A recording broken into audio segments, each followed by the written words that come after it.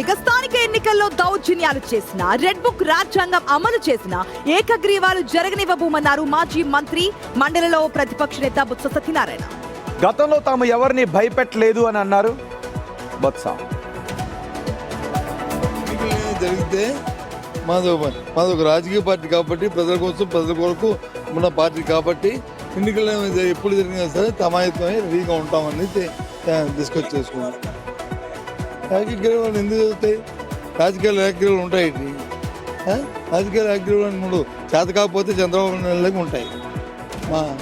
మాది ఒక రాజకీయ పార్టీ కాబట్టి మేము ఇప్పుడు ఆ కోణంలో ఆలోచన చేస్తూ ప్రజల కోసం ఆలోచన చేస్తూ మంచి అభ్యర్థిని పెట్టి ప్రజలకి సేవ చేసే అభ్యర్థిని పెడతాం. ఇప్పుడు పెడుతుంది ఎవరు భయపడతారు? మేమా? అయినప్పటికీ కూడా దౌర్జన్యం చేసినా, దోపిడీ చేసినా, వాళ్ళు రెడ్ బుక్ రాజ్యాంగాన్ని అమలు జరిపినా, వాళ్ళ పోలీసులను తీసుకున్నా యాక్టివ్లో జరగడానికి వీల్లేదు. ప్రజల కోసం మనము ప్రజల తరఫున